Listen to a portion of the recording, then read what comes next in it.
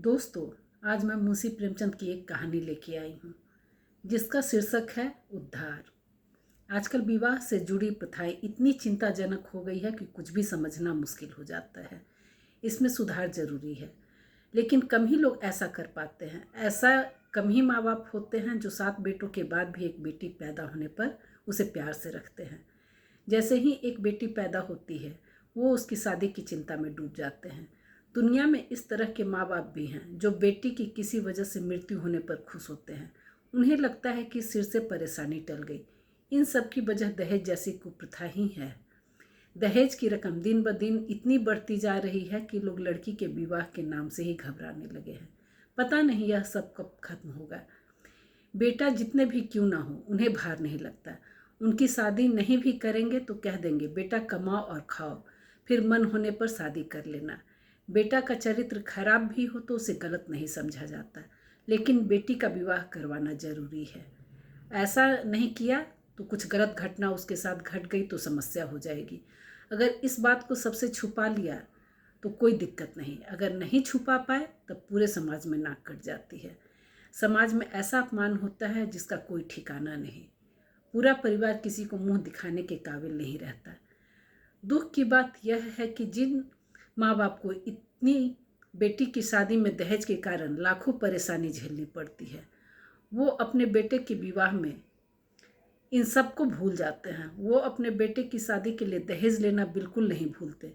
उन्हें लड़की के परिवार वालों से बिल्कुल भी सहानुभूति नहीं होती, बल्कि वो अपनी बेटी की शादी में दिए गए दहेज को भी मिलाकर बेटे की शादी में लेने की कोशिश करते हैं। इस दहेज की चिंता के कारण ही कितने माँ बाप अपनी बेटी का विवाह बूढ़ों से कर देते हैं ताकि उनका पीछा छूटे, और कुछ तो बेटियों को विवाह के नाम पर कुछ पैसे लेकर किसी के घर भेज देते हैं। गुजारी लाल भी ऐसे ही पिता थे जिन्हें अपनी बेटी की शादी की चिंता खाई जा रही थी। यूँ तो उनकी आर्थिक स्थिति ठीक थी और वो महीने में 200-250 रुपये आसानी से कमा लेते हैं। 2 बेटे भी थे जिन्हें पालना था, ऊपर से बेटी के बड़े होने का टेंशन अलग। बेटी की शादी करने के लिए अच्छा घर भी चाहिए। होते होते एक दिन गुलजारी लाल को एक पढ़ा लिखा योग्य लड़का मिला। उसके पिता आबकारी विभाग में नौकरी करते थे। इन सब के बारे में गुलजारी लाल ने अपनी पत्नी से बात की। फिर उसने कहा कि परेशानी बस ये है कि लड़का शादी नहीं करना चाहता है। उसके पिता ने उसे बहुत समझाया, लेकिन वो किसी की नहीं सुनता। उसने कहा है कि वो जीवन में कभी शादी नहीं करना चाहता। समझ में नहीं आ रहा है वो शादी से इतनी नफरत क्यों करता है। गुलजारी लाल की पत्नी ने कहा, एक दिन उसे बुलाकर अकेले में बात कर लो। उसने पत्नी को बताया कि बुलाया था मैंने। काफ़ी देर तक कारण पूछा, लेकिन वो कुछ भी ना बोला। मैंने रोते हुए उससे आखिर में पूछा तो वो वहाँ से चला गया। वह भुनभुनाते हुए बोलने लगी कि बेटी की वजह से पता नहीं क्या सब देखना पड़ेगा। गुलजारी लाल बोला, नहीं, इस ज़माने के लड़के होते ही ऐसे हैं। पढ़ लिख कर उन्हें पता नहीं क्या हो जाता है कि वो ज़िंदगी भर अविवाहित रहना चाहते हैं। वो आज़ाद अकेले ही रहना चाहते हैं, इसी में अपनी खुशी समझते हैं। पत्नी बोली, यह बिल्कुल सही है।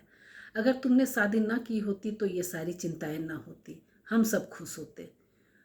कुछ वक्त गुजरने के बाद गुलजारी लाल को विवाह के लिए मना करने वाले लड़के की तरफ से एक पत्र आया। उसमें लिखा था, अंकल प्रणाम, मैं आपको यह खत काफ़ी दुविधा में लिख रहा हूँ। आपके द्वारा मेरे घर रिश्ता लाने के बाद से ही माता पिता मुझ पर शादी का खूब दबाव बना रहे हैं। माँ रोती है तो पिता नाराज हैं।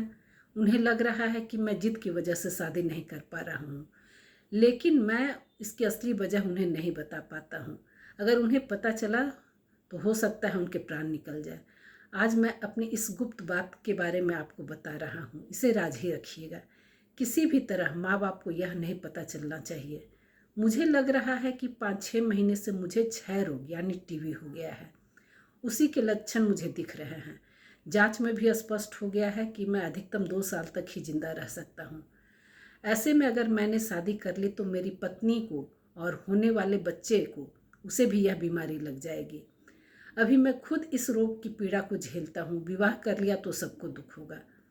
अब मेरा आपसे अनुरोध है कि मुझे किसी तरह से बंधन में ना बांधिए। सेवक हजारीलाल।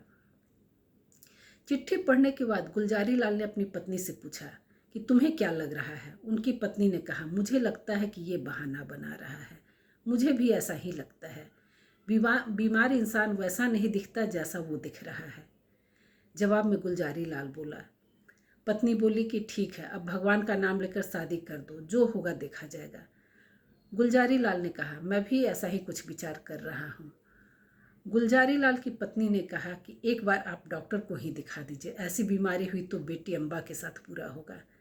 गुलजारी एकदम बोल पड़ा, अरे तुम इन नौजवान लड़कों को नहीं जानती, ये सब ऐसे ही बोल रहा है। पत्नी बोली, फिर जल्दी से शुभ मुहूर्त निकाल कर इनका विवाह करवा देते हैं। इतना सब बताने के बाद भी जब हजारी लाल का विवाह तय हो गया तो उसे बड़ी हैरानी हुई। उसके मन में हुआ कि अब मैं क्या कर सकता हूँ। फिर उसके दिमाग में हुआ कि डॉक्टर का पर्चा इन्हें भेज देता हूँ, लेकिन तब लगा कि नकली पर्चा बनाना भी मुश्किल नहीं होता है, ऐसे में वो मेरा विश्वास कैसे करेंगे। उसने सोचा कि सब कुछ जानते हुए भी मैं किसी लड़की से शादी करके उसे विधवा नहीं बना सकता। परेशान होकर वो अपने माता पिता के पास चला गया। रात का समय था, उसके पिता चारपाई पर लेटे हुए थे। पिता ने उससे पूछा कि बेटा क्या हुआ, तुम परेशान लग रहे हो। हजारी लाल ने कहा कि मुझे आपसे कुछ कहना है, मैंने लंबे समय में एक बात छुपा रखी है। फिर उसने अपनी बीमारी के बारे में बता दी।